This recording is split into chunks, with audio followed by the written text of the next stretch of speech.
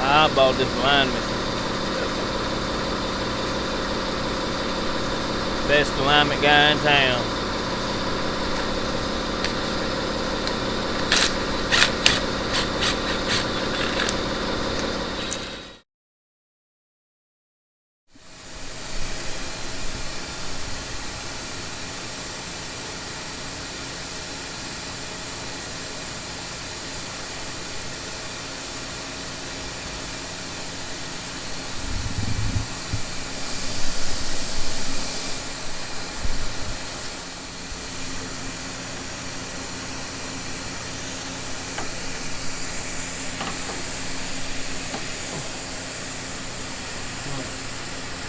That thing gonna bite me or what?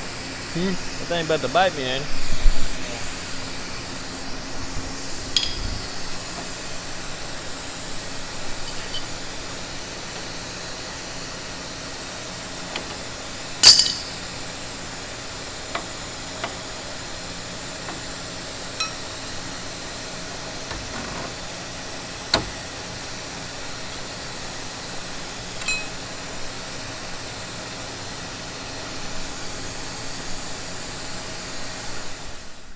What's up, y'all?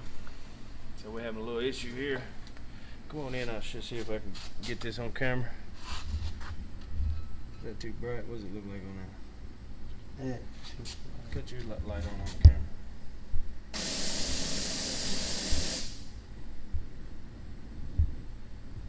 Can't see it.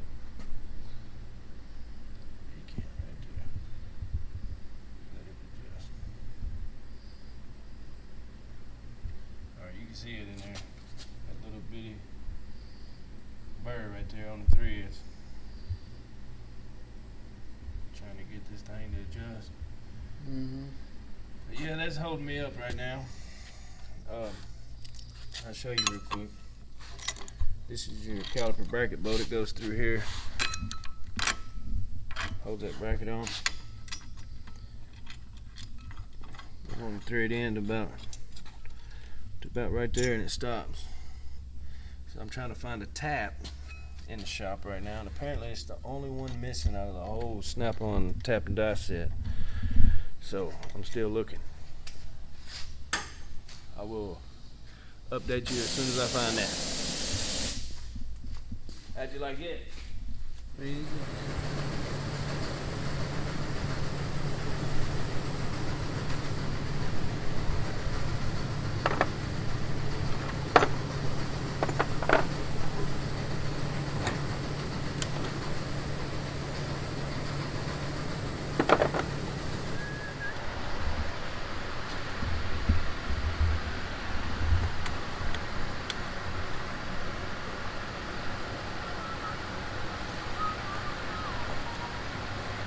Give me that shim right there.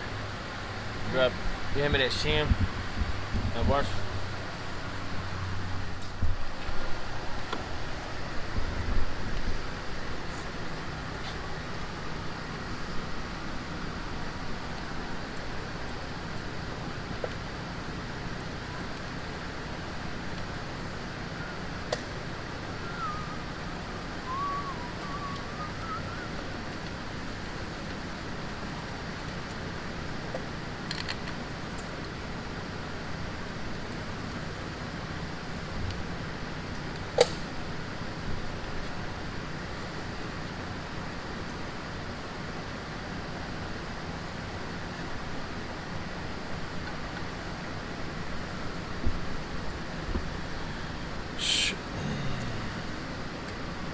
Wheelwood bull crapping on this one.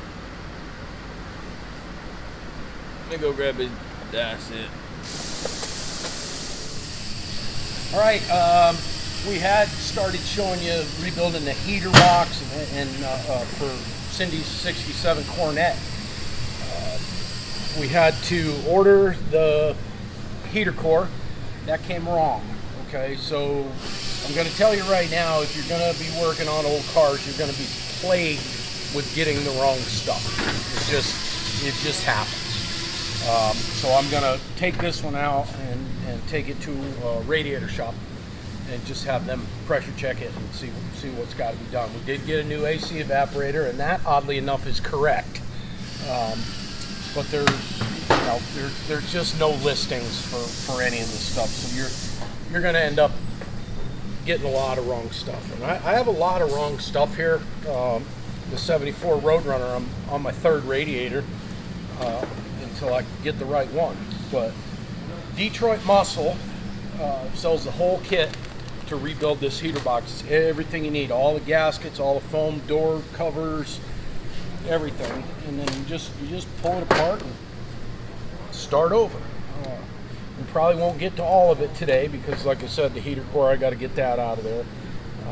But we can get the evaporator in, get the doors situated, and let you know what's going on with that. But we'll get back to this shortly.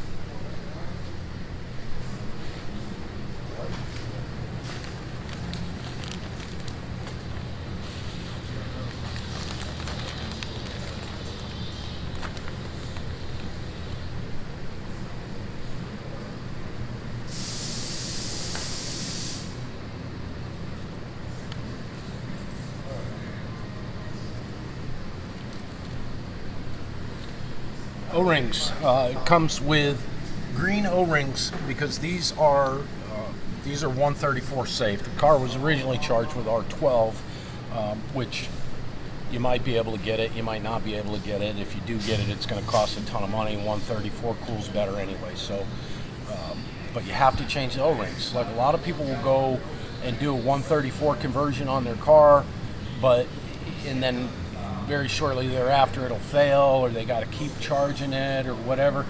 It's because the black rubber O-rings that are in your R12 system are not compatible with the oils and in the 134. So you got to make sure we change all those.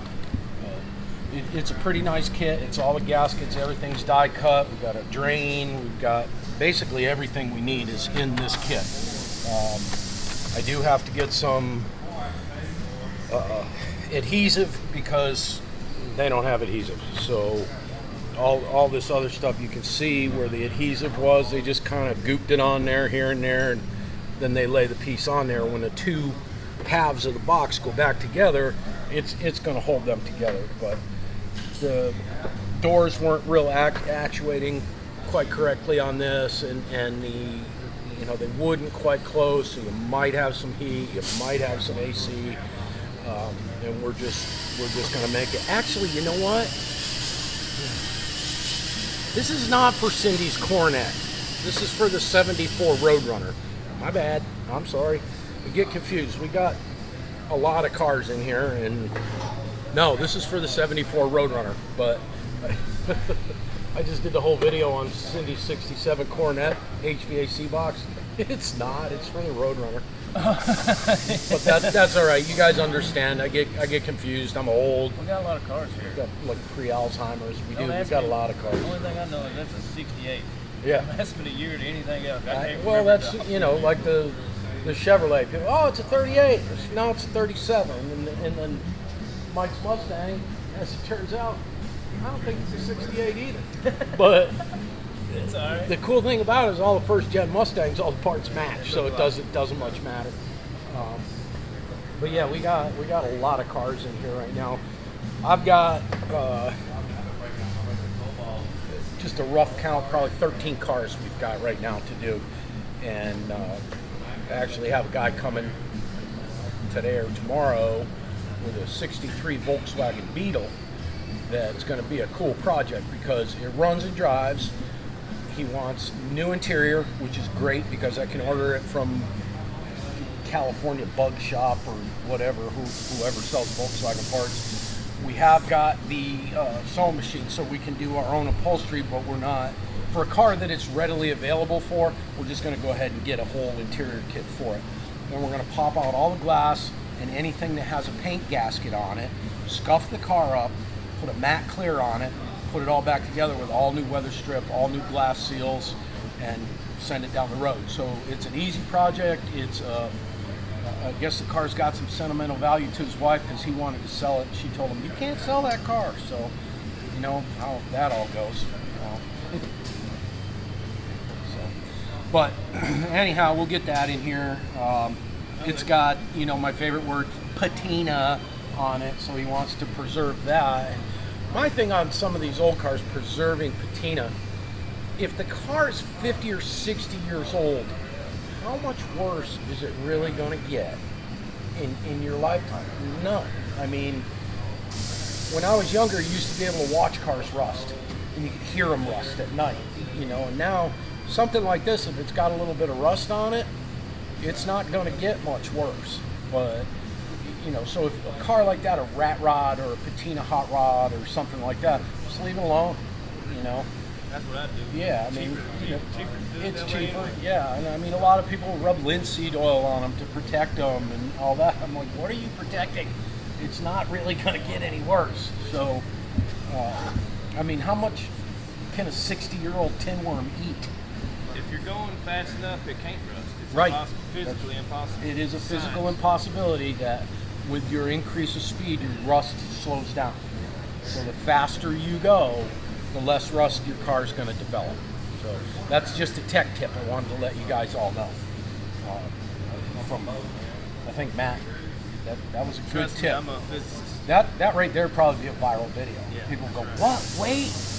And the thing about it is what is it, 870 something miles an hour is the speed of sound. Mach If- 1, Mach 1. Okay? If you can get your car, I think it's 700 or something. is it? I don't know. Either way. I don't know. But if you can get your car to go faster than that, it will begin to de-rust. When you're going that fast, it's best not to look at the speedometer anyway. That's true. You need to be looking out that big piece of glass in the front to see what's going on. But yeah, if you go fast enough in your car, it begins to rejuvenate itself, much like Christine did. Joe's gonna be mad when he has to edit this. I know. But These guys are idiots. yep. But anyway, that's what I'm going to do. I got to call and order some adhesive, figure out where I'm going to take the heater core once I take that out. But we can get this side together, which is your AC side, and your Heater core pressure test. yes. Got it. We'll see. I Max. just realized I'm using The homeless dude. Yeah. But my buddy told me, I ain't gonna say no name. He told me that They fired you and hired 2 homeless people. they didn't hire me, but yeah, after I was dismissed, honorably discharged. That's right. That's right. They, Retired.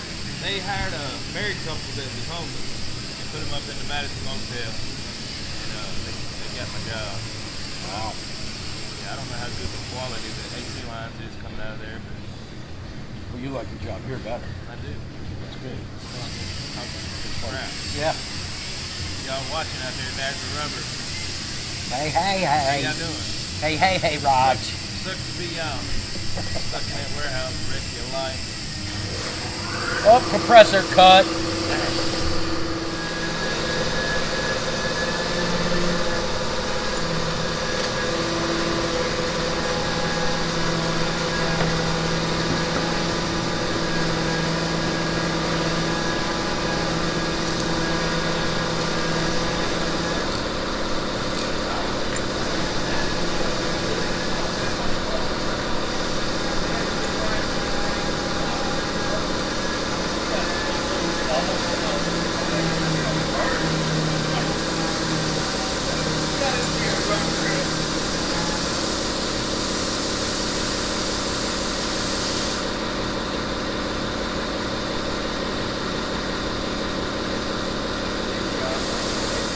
Are they?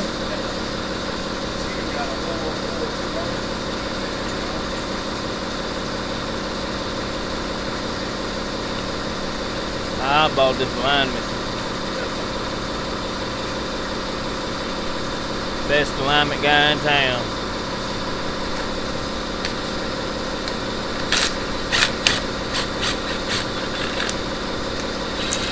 Yeah, that's how you gotta do this.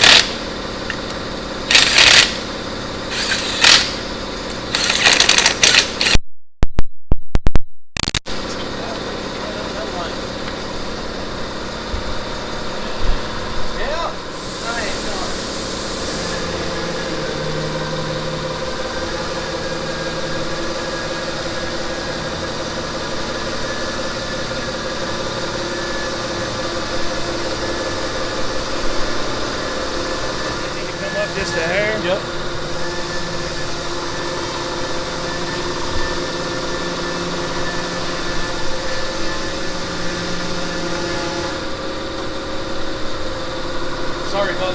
closer, but we actually were, so there's that.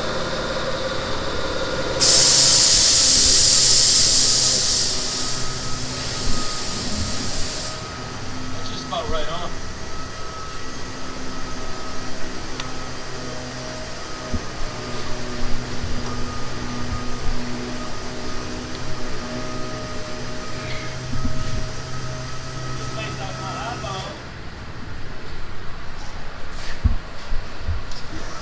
That was I eyeballed it, it looks fine to me. that was better than that side.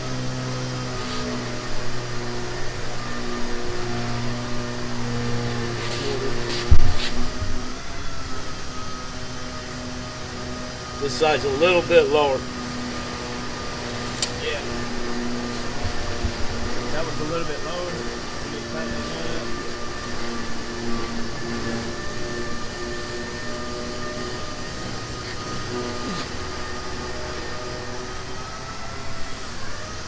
Yeah, we put it back up in the air and turn it. I mean, a few, because right now we're not really using any spring. So we'll put it just a little bit.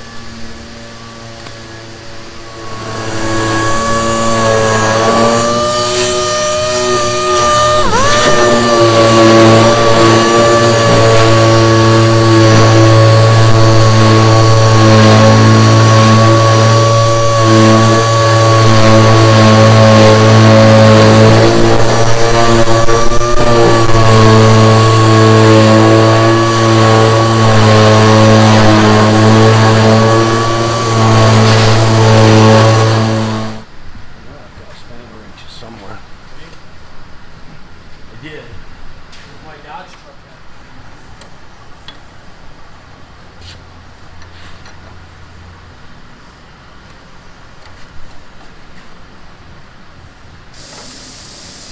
Scratch it, you're fired. Yeah.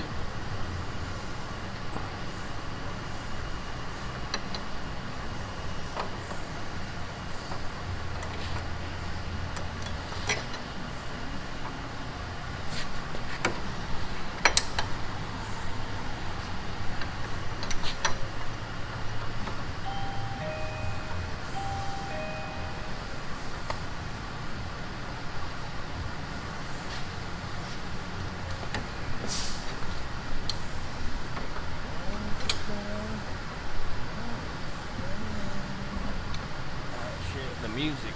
We do not own the rights to this music. That's right. I don't think you can hear it anyway.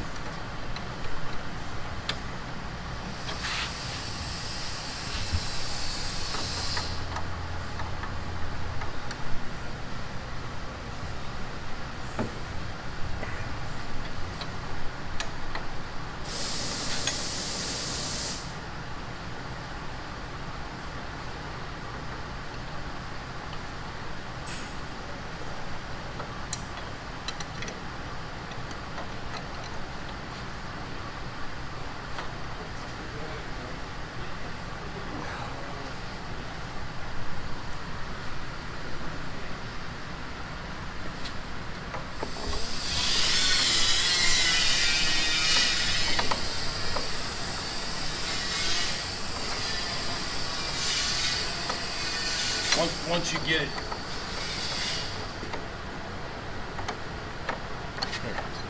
come back around.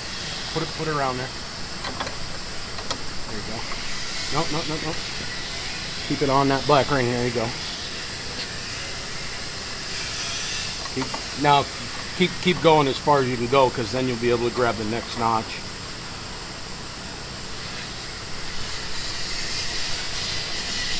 This is kind of a terrible design, isn't it?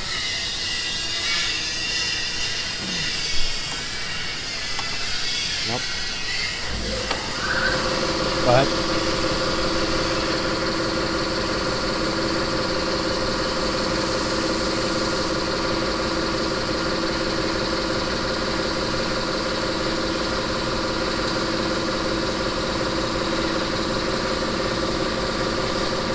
We got a long way to go.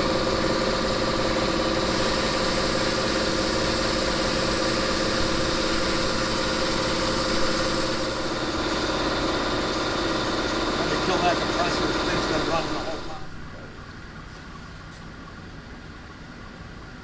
We're setting the front end height right now. Our camera's kind of low, but I want you to see what's going on with the car more than I want you to see my beautiful face. I know you guys, a lot of the ladies been calling about Matt, you know, and I've been hiding that from him and not really telling him about it because I don't want it to go to his head. But I delete those comments. You back? But anyway, where we want to get this set is your lower control arms want to be level. That's your starting point. Then we're going to measure off the frame rail and make sure we got it good side to side. But we're at a pretty good starting point. Probably going to want to turn them coils up a little bit more so it's got some give, and then you can adjust the damping with these, which I've never really known how to do. They're on the lowest setting right now. They feel like they do absolutely nothing. Right. And I'm no chassis expert though. Right. But this sets the damping, and you can tell when it's real high because the floor will be wet. But we're going to take it back up and maybe go up a couple more coils because it's not going to change that control arm that much to do that. I mean, it's going to make it a little bit stiffer, and we want it to be not a squishy Cadillac ride. We want it to be a good ride.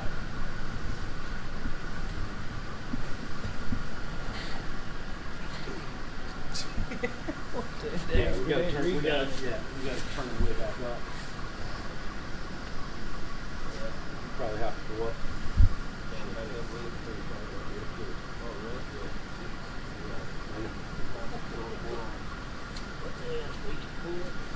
Probably need to put the fingers on them.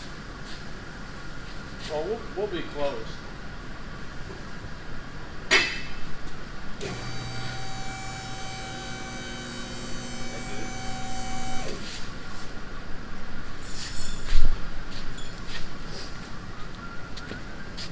These the same? No, they're not. One's for the silver ring. When we finally get it done, you want to tighten them together.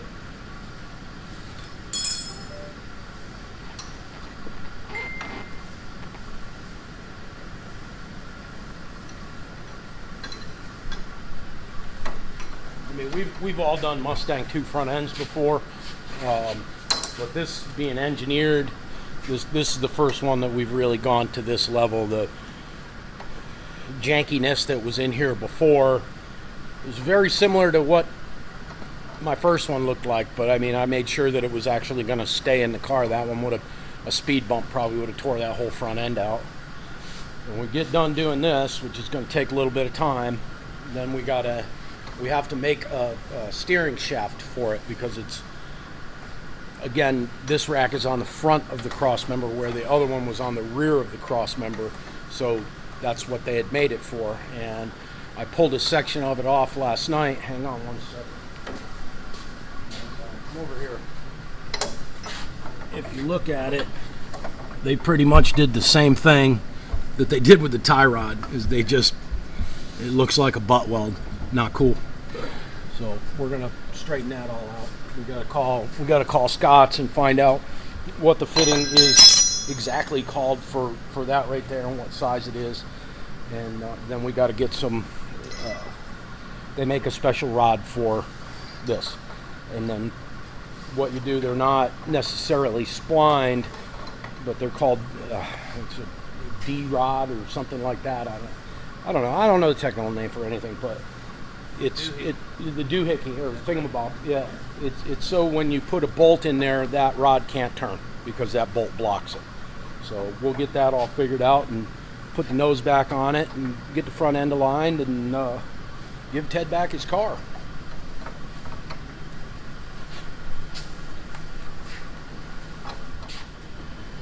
All right, Matt's on the phone with his buddy from Scott's technical help on this front end, so we get our base adjustments where they say they should be, and then we'll put the nose on it and send it off to the alignment shop.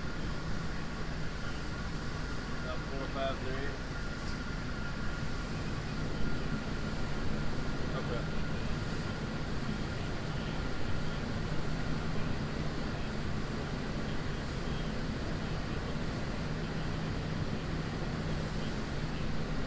Better good starting point is where the lower control arm is level.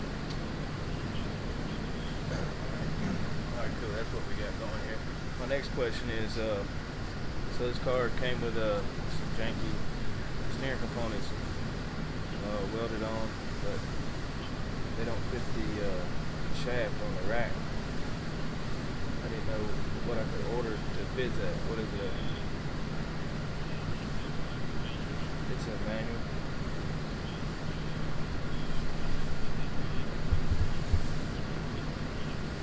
(9/16" 26 spline.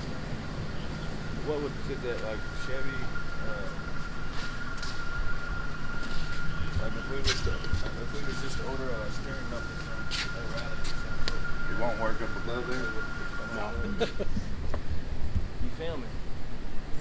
Alright, I'll tell my catfish story. Alright, we was at this undisclosed location, and me and my buddy Tommy, I caught this big giant, and I wanted to scream and holler so bad, and I was so excited, but I couldn't because I was trying to be quiet because nobody knew we were there. But it was big. You can see that picture on my Facebook if you want to look at it. I saw it. Yeah, it's a big fish, man. That blue cat. Yeah, that's a good spot. That spot right there. Can't tell nobody my secret spot. Oh, it's undisclosed. That's right. Yeah, but all the good spots, fishing spots from the bank anyways, are always going to be behind somebody's fence or no trespassing signs or no fishing signs. Right. Those are the best spots. Is ones that says no That's why you fishing. got to go noodling. Not fishing. Noodling. Yeah, that's when I you don't- stick your hand in the hole. I don't like taking my clothes off in public. You're fishy. Yeah. I don't like. I'll use a different kind of bait. I saw somewhere they were having a nude volleyball competition. That's got to be bad.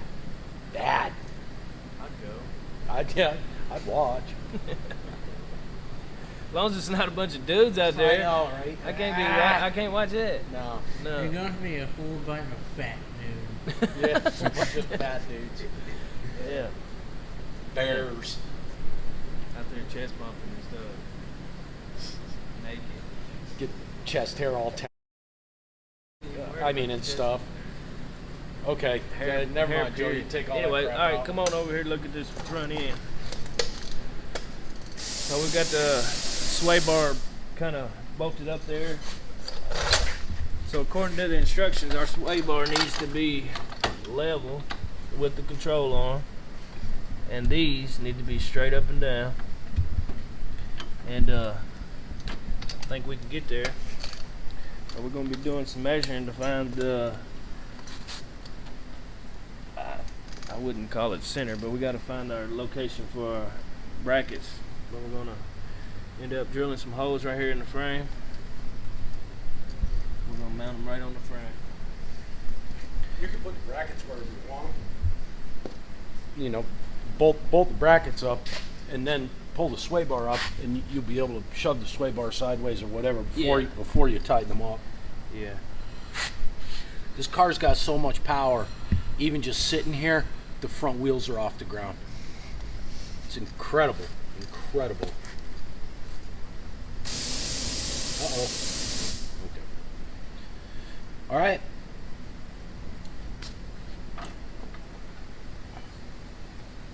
So back to that fish. I was reeling that sucker in, man. There's this big tree that done fell, and it was hanging out over the water, sticking up out the water a little bit. And I was trying to get that catfish to come around. I was trying to pull him on around, but he was fighting me. So he made a run for the shoreline and went right underneath that tree. And he got hung on up in my line got hung up in the tree limbs and stuff of my buddy Tommy.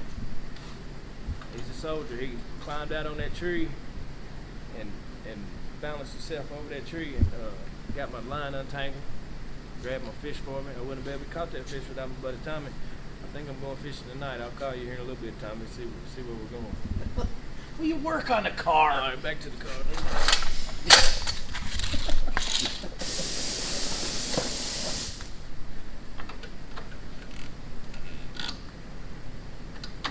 Mine needs to go in like that. far are you away from that tie rod?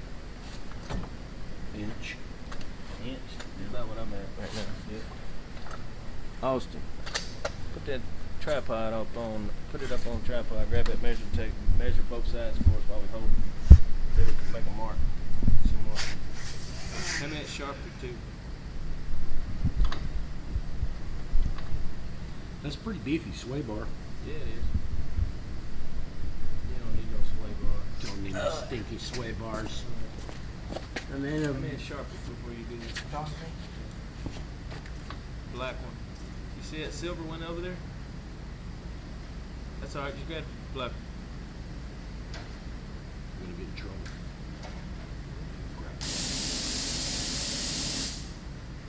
the garbage bag. Sharpies are always dead. Okay, so what you want me to measure? Alright, so we're gonna measure the distance between the tie rod here and the ball. Everything over like that. There. Alright, so let's just go to the center of this hole.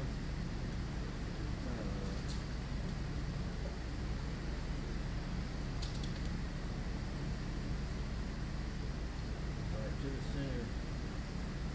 You see that notch? Where the bolt hole goes through, all the way through to the opposite side. Yeah. To the center of that notch is 1 inch over here. The back side of the bolt. The inside. On the inside of it? Yeah, this side. Yeah, you got it. To the center of the ball? Right there. To the center of the ball. Yeah. Yeah, just measure from the end to the tie rod. That way. This is something like that. That ain't really straight right there.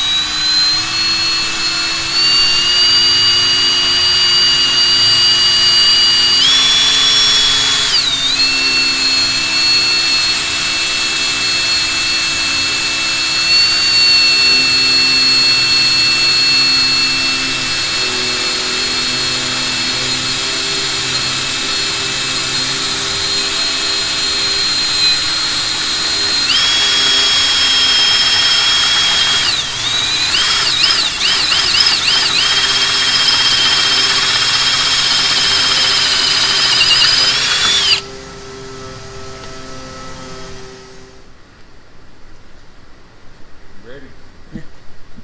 Welcome back to Benetton Ride Garage.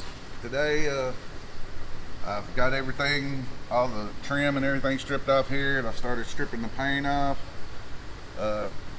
Not the easiest thing to do. There's a lot of contours and corners and things. But if you sandblast this, everywhere this outer shell shows will be raised up from the heat.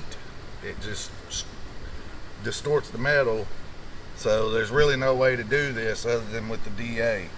If you get on it with one of these, it's going to do the same thing. It's going to heat it up, make it raise up, and you'll be able to see that on the outside, and we can't have that.